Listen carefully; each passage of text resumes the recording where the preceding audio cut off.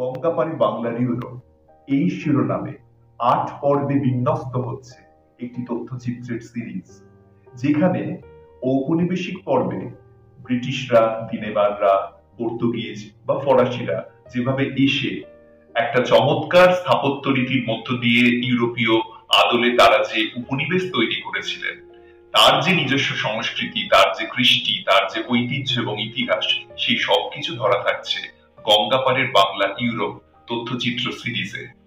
Viability YouTube channel থেকে এটি সম্প্রসারিত হবে আপনাদের সকলের জন্য। যারা শ্রীরামপুর, চন্দননগর, ব্যান্ডেল, রিসরা এই ধরনের শহরগুলির ইতিহাস, তাদের ঔপনিবেশিক সংস্কৃতি নিয়ে জানতে আগ্রহী, অতি অবশ্যই এই তথ্যচিত্র দেখবেন। আমার মনে হয় এত বিস্তারিতভাবে, এত গবেষণার মধ্য দিয়ে এই ধরনের তথ্যচিত্র এর আগে নির্মিত হয়নি। যারা আয়োজক তাদের জন্য আমার পক্ষ থেকে অনেক অনেক শুভেচ্ছা। I think this project in this Viability channel on YouTube is a very important project. Making a film series of 8 different documentaries on the stretch along the Hooghly River, known as Little Europe on the Ganges or Europe on the Ganges, because you have these European settlements here and the Indian palaces, Indian towns, telling a different story of colonial times than the usual story we know. This part of India along the Ganges can tell a story of trade between Europe and the local elites who became very wealthy on this European trade, and the architecture of the towns here along the Hooghly, from Bandel, from Chakraborti, Bandel, Chinsurah, Chandannagar, Serampore, Baral, Kolkata. This whole stretch of the river tells the story of how not only the European colonial architecture came up, but the Indian palaces also, palatial houses, defined the townscape of these cities, and also how the architecture forms were blending, that European architecture inspired by the Indian architecture and the Indian elite architecture inspired by the European architecture. It's very important to maintain some of that history by documenting it and also restoring some of these buildings, giving this special atmosphere to this stretch of the river, which you cannot find anywhere else in the world. আমরা এই যে প্রজেক্টটি নিয়ে কাজ করতে চলেছি, এটাতে basically 8টা পর্ব থাকছে, এপিসোড থাকছে, টোটাল একটা সিরিজ হচ্ছে। অ্যাকচুয়ালি এই সিরিজটা তৈরি করার পিছনে মেন ইন্সপিরেশন ছিল সপ্তর্ষি বন্দ্যোপাধ্যায়ের একটি প্রতিবেদন, যেটি বেসিক্যালি আমি ওনার ফেসবুকে পেয়েছিলাম। আজ থেকে কমপক্ষে 3 বছর আগে উনি পোস্টটি করেছিলেন, যেখানে উনি সপ্তগ্রাম, হুগলি এবং চুঁচুড়া এই 3টে পার্ট নিয়ে উনি খুব সুন্দরভাবে বিবর্তনটা বুঝিয়েছিলেন যে সরস্বতী নদী থেকে কীভাবে বাণিজ্যের প্রধান কেন্দ্রটা হুগলি নদীতে পরিবর্তিত হল। তো ওটাই ফার্স্ট আমার ইন্সপিরেশন ছিল, এবং ওটা দেখে আমি পরবর্তীকালে ভেবেছিলাম যে যদি এটা ছোটোভাবে, এত কনসাইজভাবে, এত সুন্দরভাবে করা যায়, তাহলে প্রত্যেকটা European colony along with Kolkata প্রত্যেকটাকে নিয়ে কেন করা যাবে না কাজ। তো যার জন্য সেখান থেকে এই কাজটার ব্যাপারে প্রথম আমি রিসার্চ স্টাডিজ করতে শুরু করি। ওয়েলকাম জানাচ্ছি, মানে এরকম বাংলার মধ্যে একটা 8টা এপিসোড ডকুমেন্টারি করা হয়নি, মানে এমন সিরিয়াস ভিতরে ঢুকে ঢুকে টপিক খুব কম দেখা যায়। ফেসবুকে এক একজন খুব ভালো লিখে, সে নয়, কিন্তু ডকুমেন্টারি আমি তো বিভিন্ন কিছু ভাষায় বানিয়েছি। এই বাংলার মধ্যে কিছু সিরিয়াস মানে ইন ডেপথ ডকুমেন্টারি এখনো হয়নি। হ্যাঁ, আমাকে অনেকে তো চেনে, আমাকে মুখ দেখে তাও বলছি, মাই নেম ইজ নীলিনা মন্ডল। আমি এসেছি অ্যাজ এ সায়েন্টিস্ট, কিছু আমি ইউনেস্কো থ্রু এসেছি, হেরিটেজ নিয়ে ঘাঁটি, শহরগ সব কিছুই করে। আমার নিয়ে তো গল্প নেই, গল্পটা হচ্ছে চান্dannagar এবং ডিস্ট্রিক্ট হুগলি। এরকম করে little Europe on the Ganges, এটা খুব রেয়ার, মানে এটা রেয়ার কি, এটা কোথাও পাওয়া যাবে না। সারা জগতে খুঁজে বেড়াও, গ্লোবটা ঘুরে ঘুরে ঘুরে দেখে নাও, এরকম একটা জায়গা জগতে কোথাও পাইবে না। সে একটাই জায়গার মধ্যে এতখানি দেশ তাদের কাউন্টার ছিল। তুমি পাইবে না, তুমি খুঁজেই যাও। Little Europe on the Hooghly of Ganges is a tributary after all. এটা খুব রেয়ার ব্যাপার এবং নিয়ে আমি অনেক ঘেটেছি, ঠিক কথা। আমি শুধু একা নয়, বেশ কিছু জন অনেক কিছু জানে। আর এ নিয়ে বানাসও বানিয়েছি, সে বানাসের কথা পরেও বলবো। সেটা ইনগ্রেশনও হবে। এটা totally on district Hooghly of little Europe before the railways. আর ব্যারাকপুর কেন বিফোর রেলওয়েজ, আমাদের কিন্তু যুগটা ছিল সবচেয়ে শক্ত, কেন রেলওয়ে ঢুকেছে, তবে আস্তে আস্তে we became like suburb of Kolkata. কিন্তু রেলওয়ে আসার আগে ডিস্ট্রিক্ট হুগলিতে তা অনেক জোরটা বেশি ছিল, যখন সব ছিল জাহাজে, তখন ইম্পর্টেন্সটা সবচেয়ে জোরে ছিল। সেরামপুর বলো, চুচুড়া বলো, চান্নাগা, বেঙ্গল, শুধু তাই নয়, যেমন জার্মানরা ছিল, চালিপাড়া, অনেকে জানে যে মাহেশ স্প্যানিশরাও ছিল, তারপরে গ্রিকরাও ছিল, অনেকে জানে না, এই কয়েকটা জানে, কিন্তু আরো কিছু দেশ ছিল, থাকছিল লোকজন, অনেকে জানে না। অনেক ব্যাপার আছে যে খুঁড়ে খুঁড়ে বার করতে হয়। সমগ্র যে ইউরোপিয়ান অর্থাৎ ক্ষুদ্র ইউরোপিয়ান নগরী হিসেবে পরিগণিত হতো এই ভাগীরথীর পশ্চিম তীর এই হুগলি জেলাকে। তো হুগলি জেলার বিভিন্ন, যেমন শ্রীরামপুর আছে, চন্দ্রনগর আছে, চুচুড়া আছে, ব্যান্ডেল আছে, সপ্তগ্রাম আছে, এই অঞ্চলগুলোতে একসময় বিদেশি বণিকরা ব্যবসায়িক উদ্দেশ্যে এসেছিল এবং এরা স্থায়ীভাবে এখানে বসতি গড়েছিল। তো তাদের যে অজানা ইতিহাসগুলো সাধারণ মানুষ জানে না, সাধারণের কাছে প্রকাশ পাওয়ার জন্য এই যে একটা প্রয়াস, এই প্রয়াসকে অনেক অনেক সাধুবাদ জানাই, কারণ এই প্রয়াস এর আগে এখনো পর্যন্ত হয়নি, তাই এই প্রয়াসকে আমি অনেক অনেক সাধুবাদ জানাই। এই যে documentary series 15th century Adisaptagram থেকে যে হুগলির ইভলিউশন, এবং বহু বিদেশি ইউরোপিয়ান রা যেখানে ট্রেড করতে আসতেন, তাদের পরবর্তীকালে তাদের সেটেলমেন্ট, এই যে পুরো তার এনগেজমেন্ট, এদের সঙ্গে রিলেশনশিপ, ভারতবর্ষের সঙ্গে ইউরোপিয়ান সভ্যতার, তার অনেক নিদর্শন এই হুগলির দুই ধারে আমরা এখনো দেখতে পাই। যেরকম আমরা দেখতে পাই আদিসপ্তগ্রামে, সেরকমই ব্যারাকপুরে, শ্রীরামপুরে, চুচুড়াতে, চন্দননগরে, ব্যান্ডেলে,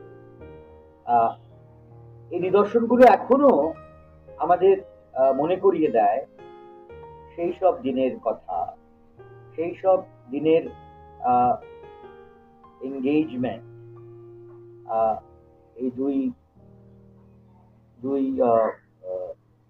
সেটেলমেন্টে, ভারতবর্ষের সঙ্গে ইউরোপের, এই সভ্যতাগুলো আমাদের নিদর্শন এখনো আমাদের এই জায়গাগুলোতে স্থান পায়। বেঙ্গলে particularly along the bank of the river Hooghly অনেক স্থাপত্য, অনেক রচনা, অনেক রিফর্মস ইন এডুকেশন, এই সমস্ত সাক্ষী এই জায়গাটা, সেগুলো ফরচুনেটলি ডেভেলপমেন্ট প্রেসারে এখনো বিলুপ্ত নয়। তার ফলে আমরা সেগুলোর সুযোগ পাই দেখার, কিন্তু সবগুলোই খুব ভালো অবস্থায় আছে তা নয়। তো কিন্তু তা সত্ত্বেও সেগুলো আছে, সেগুলো রেস্টোর করা যায়, সেগুলো আরো ভালো করে উপস্থাপনা করা যায় পরবর্তী কালের জন্য। এইটা একটা বিরাট অ্যাডভান্টেজ এন্ড অপরচুনিটি। অনেক দেশে যেটা হয়েছে সেটা হচ্ছে এই নিদর্শনগুলো আর নেই ডেভেলপমেন্ট। বেঙ্গলে, ভারতবর্ষের প্র্যাকটিসে ডেভেলপমেন্ট প্রেশার্স ওয়ার লেস। যেরকম বম্বে, দিল্লি, মাদ্রাস এত ডেভেলপমেন্ট হয়েছে, তার জোয়ারে অনেক ঐতিহাসিক নিদর্শন, ঐতিহাসিক জায়গা বিলুপ্ত হয়েছে। বেঙ্গলের ক্ষেত্রে কিন্তু ডেভেলপমেন্ট ম্যাগনিটিউডটা কম ছিল আর লাস্ট 30-40 বছর, এবং এবং তার ফলে এই নিদর্শনগুলো এখন রয়ে গেছে। I think it's an important project to take up that when you think of this whole area in Bengal, people talk about this Europe on the Ganges and then the European center of the world or of Asia. But it's, I think it's very important that you start before the Europeans actually arrived, because there was so much trade in this area. That's why the Europeans came actually. So there was a lot of trading in the whole Bengal Sea and the Bay of Bengal. So there was really trade going on, and that was attracted the Europeans. So I think it's important that, as you are telling, that you're starting the project before the Europeans arrive. And then, of course, a lot of things happen when the Portuguese come here, and then you can list all the Europeans, because it was such a fertile land, and so I think it's an important project to take up and also connect the different nations. Not only look at the French or the British, and because the British and the British era, of course, has gotten a lot of attention. But when you go back to the early colonial days, the British was just one out of many Europeans here. So and not only European, but also other local powers and local smaller influential landlords were there. And so there were so many different players in this area, and rich merchants as well.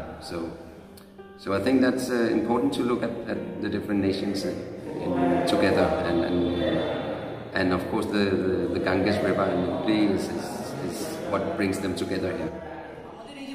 এই প্রজেক্টটাতে আমরা চেষ্টা করেছি যতটুকুনি করা যায় ইতিহাসের সত্যতাটা বজায় রাখতে এবং নিরপেক্ষতা বজায় রেখে কাজটা করতে।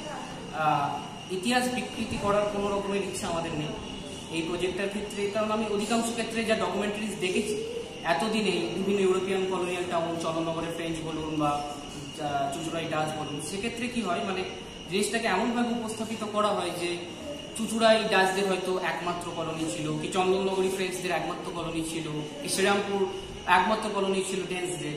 অ্যাকচুয়ালি তা নয়, যেটা সত্যি সেই নিরপেক্ষতা বজায় রেখে কিন্তু কাজটা করা হচ্ছে। এবং ইন্ডিয়ার ব্যাকগ্রাউন্ড বা ভারতের প্রেক্ষাপটে এই কলোনিগুলোর যে গুরুত্ব সেইটাকে কিন্তু নিরূপণ করে এই ভিডিওগুলোতে মানে সেইভাবে কিন্তু ডকুমেন্টেড করা হয়েছে ভিডিওগুলো। আর এই ভিডিওগুলোর অবশ্যই প্রধান যে আকর্ষণ যেটা হতে চলেছে সেটা হচ্ছে একটা continuation.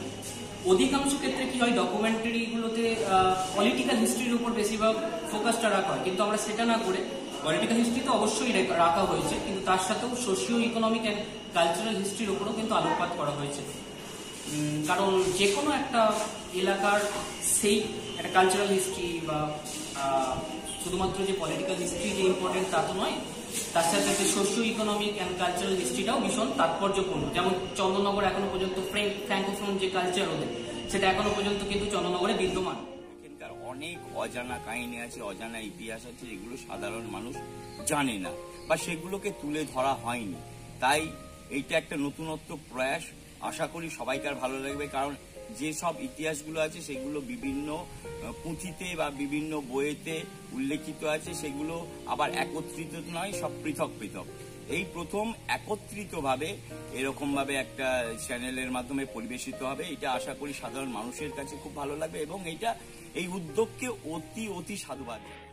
My name is Peter. I am originally from the Netherlands, and it is a real privilege for me to be in Bengal, and I've lived here for more than 20 years with my family. We're here in the old Danish town of Serampore, but I also have connections with Chinsurah, where the Dutch people used to live in the past. We love this place. We run Little Europe along the Ganges tours to take people to all the amazing places along the river and to tell them about the history of the Europeans who came here to this part of the world, of course, to do trade, but so much more than that. There was cultural interaction, there was social interaction. They left their heritage, and their heritage was being influenced by Bengal. So we want to talk a little bit about that. Ganga পারে বাংলার Europe বলে যে প্রজেক্টটা প্রস্তাবনা হয়েছে বা কাজ শুরু হয়ে গেছে, সেটার প্রাসঙ্গিকতা সম্বন্ধে কোনো প্রশ্ন নেই। এটা অত্যন্ত প্রাসঙ্গিক, এই ধরনের কাজ হওয়া এখনই দরকার বলে আমি মনে করি। তার কারণ অনেক স্মৃতি আস্তে আস্তে লুপ্ত হয়ে যাচ্ছে, তার আগে একটা কিছু করার দরকার। It's really good to have a documentary about this beautiful part of Bengal, little Europe along the Ganges, and to start talking about and walking the road and sailing the river actually through all these interesting places that have got so much heritage, but that also have impacted modern India. And so to have a documentary to tell the story of how it all started and with how we ended up today, 2022, with just an amazing development along this river where people want to come to, want to see, want to live. We've got 25-story buildings going up here in Serampore. So it's an attractive place. People need to know the story. They need to understand their history. They need to understand the past to be able to know where they're going in the future. So to have a documentary explaining all these things, showing the ambience of the place is important. So I really recommend it. অরুণাভরা এসেছিল আমার কাছে, গঙ্গা পারে বাংলার Europe ওদের একটা project ওরা করছে। সপ্তগ্রাম থেকে শুরু করে কলকাতা পর্যন্ত এই যে বিস্তীর্ণ গঙ্গার দুপার, তার যে ইতিহাস, তার যে সভ্যতা বলা যেতে পারে, সেগুলো নিয়ে একটা চর্চা। অর্থাৎ এই যে ব্রিটিশ আমল থেকে ব্রিটিশ, ডেনিশ, ডাচ, ফরাসি, এই যে বিভিন্ন সময় বিভিন্ন উপনিবেশিক শক্তিগুলো এখানে এসে উপনিবেশ করেছে এবং তাদের বিভিন্ন স্থাপত্য বলুন বা শিক্ষা সংস্কৃতির ক্ষেত্রে তাদের যে আমাদের অবদান, সেগুলো নিয়ে ওরা একটা কাজ করছে। তো আর সেইটা মধ্যে ওরা আমার কাছে এসছে কিছু জানার জন্য। তো আমি শ্রীরামপুর এবং হুগলি নিয়ে দীর্ঘদিন ধরে কাজ করছি। দেখা যাক ওদের সঙ্গে কতটা থেকে কতটা কি আপনাদের জানাতে পারি। এই উদ্যোগ আগে কেউ কখনো আমার এই জীবদ্দশায় দেখিনি, আমি দেখিনি। এখন তো আমার 79, 78+, তাই আমি আগে অনেক চেষ্টা করেছি সপ্তগ্রাম নিয়ে। আমার খুব আগ্রহ হয়েছিল যে এই সপ্তগ্রাম লিখেছেন বই অনেকে, আমি দেখলাম কয়েকটা বই, আমি দেখলাম সপ্তগ্রামের উপরে লেখা বই অনেকে আছে, কিন্তু তার বিজ্ঞান ভিত্তিক তার যেসব বক্তব্যগুলো সব ঠিক নয়, অনেকগুলো হচ্ছে কাল্পনিক, এমনকি এইসব রসাগ্রহী সব মানুষের বক্তব্য। যে বিজ্ঞান ভিত্তিক চর্চা করা, মানুষের মধ্যে একটা আলোচনার মধ্যে নিয়ে সপ্তগ্রাম নিয়ে মানুষের যে আকাঙ্ক্ষা আছে। আজকে তো লুপ্তপ্রায় সরস্বতী নদী, এখন কে আর এই সরস্বতী নদী নিয়ে চিন্তা ভাবনা। এখানে যেমন সপ্তগ্রাম বন্দরটাকে যদি আমরা ধরি, তো সপ্তগ্রাম বন্দরটা গড়েই উঠেছিল আমরা জানি যে সরস্বতী নদী আর গঙ্গা নদীকে কেন্দ্র করে, বিশেষ করে সরস্বতী নদী। তো সরস্বতী আজকে যদি দেখি আমরা, সেটা একটা নালায় পরিণত হয়েছে, একেবারেই নালা মজে গেছে। তারপর রয়েছে কুন্তি নদীতে। এই নদীগুলোর যে বিবর্তন, সাথে সাথে নদীর সাথে সাথে নদীর যে দুপার, সেই সময়কার শ্রীরামপুর, সেই সময়কার চন্দননগর, আজকের চন্দননগর, আজকের শ্রীরামপুর কিন্তু মেলাতে চলবে না। তো এদের যে বিবর্তন, এই যে কাজ, এদের নিয়ে এইটা নিয়ে এই পুরো বিষয়টা নিয়ে ওরা একটা কাজ করছে। তো আমি ওদের সঙ্গে রয়েছি। মানুষের মধ্যে একটা আকাঙ্ক্ষা বাড়ো, জানার আগ্রহ তো মানুষের দরকার, মানুষের জানার আগ্রহ দরকার। অজানারে জানাতে হবে, কত অজানা জিনিস আছে।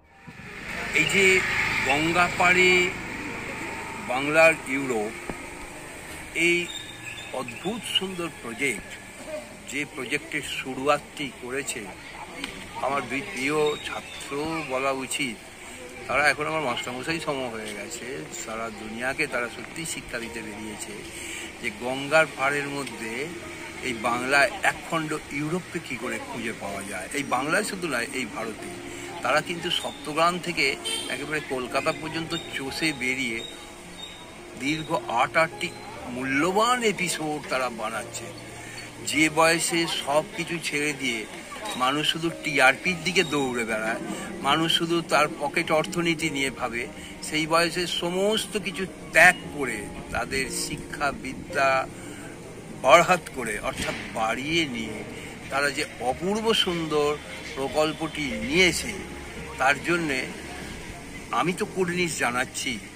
আমার মনে হয় আপনারাও আমাদের সঙ্গে থাকবেন। সেই জন্যে hats off two Arunava Paldi এবং সৌম্য চ্যাটার্জি, এরা দুজনের অনুপ্রেরণায় আমিও কিন্তু একটি এপিসোডে আছি। আপনারা অতি অবশ্যই কিন্তু দেখবেন। আমাদের এই ডকুমেন্টারি সিরিজের সূত্রপাত হচ্ছে বা সূচনা হচ্ছে তাম্রলিপ্ত বন্দর থেকে। তাম্রলিপ্ত বন্দর বাংলার এক অতি প্রাচীন বন্দর। খ্রিস্টপূর্ব 3য় শতক থেকে বা শতাব্দী থেকে এর অস্তিত্ব পাওয়া যায় এবং মৌর্য সাম্রাজ্যের একটা অত্যন্ত গুরুত্বপূর্ণ বন্দর ছিল এই তাম্রলিপ্ত বন্দর, যেটা বর্তমানে বাংলার তমলুক এর সন্নিকটস্থ। তো এই যে তাম্রলিপ্ত বন্দর এর যেটি খ্রিস্টীয় 3য় শতক থেকে শুরু করে 8ম শতক পর্যন্ত নিজের সবচেয়ে সমৃদ্ধশালী পর্যায়ে ছিল, কিন্তু পরবর্তীকালে দেখা যায় যে 9ম শতক আস্তে আস্তে এই তাম্রলিপ্ত বন্দর তার যে গুরুত্ব সেটি কিন্তু হারিয়ে ফেলে। এবং এই যে তাম্রলিপ্ত বন্দরের গুরুত্ব হ্রাস এবং তার বিকল্প হিসেবে সপ্তগ্রাম বন্দর বা সাতগাঁও বন্দরের উত্থান, এইখান থেকেই কিন্তু সূচনা হচ্ছে আমাদের ডকুমেন্টারি সিরিজের। এবার এই তাম্রলিপ্ত বন্দর অতি প্রাচীন ছিল, এমনকি ডক্টর রমিলা থাপারের মতো প্রখ্যাত ঐতিহাসিক তারাও কিন্তু সম্রাট অশোকের কলিঙ্গ আক্রমণের অন্যতম প্রধান কারণ হিসেবে বিবেচিত করেন তাম্রলিপ্ত বন্দরের সুরক্ষা।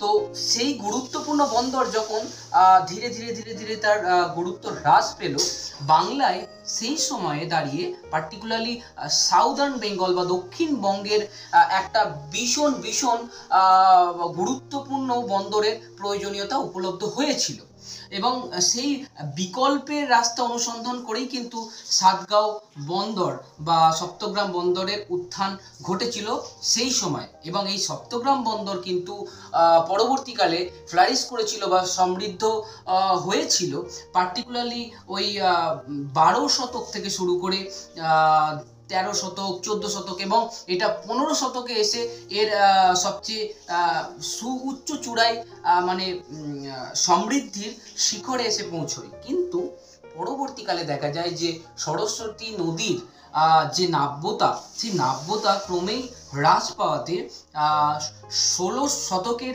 শেষ বা অন্তিম হতে হতে দেখা যায় এই সপ্তগ্রাম বন্দর কিন্তু পুরোপুরিভাবে এর যে বাণিজ্যিক যে গুরুত্ব সেটা পুরোপুরিভাবে হারিয়ে ফেলে। কারণ সেই সময় মানে সরস্বতী নদীর বক্ষে কোনো বাণিজ্য তরী যাতায়াত করতে পারতো না, কারণ নদীর নাব্যতা এতটাই হ্রাস পেয়ে যায়। এবং সেই বিবর্তনের ধারা অব্যাহত রেখে কিন্তু পরবর্তীকালে 16 শতকের একদম অন্তিম লগ্নে বা 16th সেঞ্চুরির একদম টার্মিনাল পয়েন্টে গিয়ে কিন্তু হুগলি বন্দর কিন্তু ফ্লারিশ করে এবং এগুলো প্রত্যেকটাই একটা অপরের বিকল্প হিসেবে উঠে আসে। তাই এগুলোকে যদি আমরা খুব কাছ থেকে আমরা পর্যবেক্ষণ করি, আমরা একটা বিবর্তনের ইতিহাস খুঁজে পাবো। এবং পরবর্তীকালে হুগলি বন্দরও যখন ধীরে ধীরে তার গুরুত্ব হ্রাস পায়, ধীরে ধীরে সেই বিকল্প হিসেবেই পরবর্তীকালে আবার কলকাতা বন্দরের উত্থান ঘটে, যেটি 8ম শতকের শেষ ভাগ থেকে নিজের সমৃদ্ধি সূচনা হয় এবং 19 শতক আস্তে আস্তে আপনারা প্রত্যেকেই জানেন যে কলকাতা বন্দর সেটি কিন্তু ব্রিটিশ ভারতের অন্যতম প্রধান বন্দরে উপনীত হয়। সুতরাং এই যে বিবর্তনের ইতিহাস এবং একদিক থেকে ভৌগোলিক বিবরণ আর একদিক থেকে ভূগোল যে ইতিহাসের উপর যে একটা প্রগাঢ় প্রভাব রাখে, তার অস্তিত্ব দিয়ে কিন্তু আমাদের এই ডকুমেন্টারি সিরিজের সূত্রপাত। এবং এটা ধীরে ধীরে ধীরে ধীরে ক্রমান্বয়ে এগোতে থাকে এবং ধীরে ধীরে ইউরোপিয়ানসদের আমাদের ভারতীয় এবং পরবর্তীকালে বঙ্গপ্রদেশে আগমন এবং বঙ্গপ্রদেশে আগমনের মধ্যে দিয়ে ধীরে ধীরে তাদের বাণিজ্যে সমৃদ্ধি এবং কিছু কিছু ইউরোপিয়ান যে উপনিবেশ তাদের মধ্যে দিয়ে যে কর্তৃত্বের যে দখল বা ক্ষমতার যে প্রভাব সেটির উপর নির্ভর করে ক্ষমতার প্রভাব কার উপর থাকবে, কে নিয়ন্ত্রণ করবে এই বঙ্গপ্রদেশকে, সেটার উপর নির্ভর করে কিন্তু এই সমস্ত ইউরোপিয়ান শক্তিগুলোর মধ্যে ধীরে ধীরে ধীরে ধীরে কিন্তু অন্তর্দ্বন্দ্ব লেগে যায়। এবং প্রথমে যেটা বাণিজ্যিক অন্তর্দ্বন্দ্ব ছিল সেটা পরবর্তীকালে রাজনৈতিক অন্তর্দ্বন্দ্বে পরিণত হয় এবং এককালে আমরা দেখতে পাই যে ধীরে ধীরে সেখান থেকেই উৎপত্তি লাভ করে ব্রিটিশ সাম্রাজ্যবাদ এবং যার শেষ হয়, এই ইতিহাসের ধারার শেষ হয় আমাদের ভারতবর্ষের দীর্ঘ স্বাধীনতা সংগ্রাম তথাপি স্বাধীনতা প্রাপ্তির মাধ্যমে। তাই আমাদের এই যে ডকুমেন্টারি সিরিজ এটি শুধুমাত্র যে উপনিবেশের কথা বলে বা অজানা গল্পগুলোকে তুলে আনে তা নয়, এগুলো কিন্তু এই প্রদেশগুলোর একটা বিবর্তনের ইতিহাস এবং যেটির সূত্রপাত হয় প্রায় মধ্যযুগের শেষ প্রান্ত থেকে এবং শেষ হয় প্রায় স্বাধীনতা সংগ্রামের মধ্যে দিয়ে, এর মধ্যবর্তী সমস্ত পর্যায়কেই কিন্তু স্পর্শ করে। এবং এই ইতিহাসগুলো, এই চুঁচুড়া বলুন কি চন্দননগর কি শ্রীরামপুর কি ব্যান্ডেল, যেগুলো একটা সময় কিন্তু বিশ্ব বাণিজ্যের কিন্তু একটা অন্যতম আঁতুড়ঘর ছিল। আমরা যদি সাম্রাজ্যবাদী চিন্তাধারাটাকে আমরা যদি এক ধারে করে রাখি, আমরা দেখতে পাবো এই স্থানগুলো কিন্তু প্রাচ্য এবং পাশ্চাত্যের কিন্তু এক অভূতপূর্ব মিলনস্থল ছিল, যেখানে শিক্ষা, সংস্কৃতি, সাহিত্য, চিন্তা ভাবনা সমস্ত কিছুরই কিন্তু মেলবন্ধন দেখা যায়। এবং আপনারা প্রত্যেকেই জানেন যে ইউরোপিয়ানদের আগমন এটা কিন্তু এর প্রভাব কিন্তু আমাদের ভারতবর্ষে সুদূর প্রসারী হয়, কারণ এর প্রভাবটা মানে সরাসরি পড়ে কিন্তু শিক্ষা, সংস্কৃতি এবং কুসংস্কার মোচনের ওপর। আগে পার্টিকুলারলি যখন ইউরোপিয়ানরা আসেনি সেই সময় কিন্তু স্কুল, কলেজ বা এই সমস্ত কিন্তু যে মানে আধুনিক শিক্ষা ব্যবস্থা সেটার কিন্তু সেই সময় প্রচলন ছিল না। সেই সময় কিন্তু মানে শিক্ষা গ্রহণ করা হতো পাঠশালা থেকে, টোল থেকে, মাদ্রাসা থেকে, যেগুলো অনেকটা কিন্তু ধর্মীয়ভাবে কিন্তু প্রভাবিত। তাই নিরপেক্ষ বা সেকুলার লার্নিং কিন্তু ইউরোপিয়ানদের হাত ধরেই আসে এবং এই স্থানগুলো কিন্তু সেই জায়গার কাণ্ডারি। তাই ভারতীয় ইতিহাসে এই স্থানগুলোর গুরুত্ব অপরিসীম। এবং রবার্ট আইভারমের লেখা একটি বই আমি পড়ছিলাম, হুগলি দ্য গ্লোবাল রিভার, সেইখানে উনি অভূতপূর্বভাবে ব্যাখ্যা করেছেন যে এই হুগলি রিভার বা হুগলি নদীর যে দুটো পাড়, যেখানে অসংখ্য ইউরোপিয়ানরা এসে তাদের বাণিজ্যিক কুঠি স্থাপন করেছিল এবং যার মাধ্যমে সংস্কৃতি, শিক্ষা, রীতিনীতির যে একটা মানে সঞ্চার ঘটেছিল উভয় পক্ষে, এই জিনিসটা কিন্তু বিশ্ব ইতিহাসের একটা অংশ। এবং তিনি বিভিন্ন যুক্তি খাড়া করে এটাকে প্রমাণিত করেছেন যে এইটি শুধুমাত্র স্থানীয় ইতিহাস নয়, এটি শুধুমাত্র ভারতীয় ইতিহাস নয়, বা এটা শুধুমাত্র দক্ষিণ এশিয়ার ইতিহাস নয়, এটা বিশ্ব ইতিহাসের একটা গুরুত্বপূর্ণ অধ্যায়। What is very important about this documentary series is that it not only focuses on the Europeans, but also the history before the Europeans in this region of India and the time after the Danish left Serampore, the British took over, the whole struggle against British colonialism, British imperialism, which also took place in this area. So this documentary series on VIABILITY channel will tell the whole story in different sequences, which I think is very important, and I believe it has not been done before in Asian language. So this is the first time. This is really a pioneer project, this documentary series.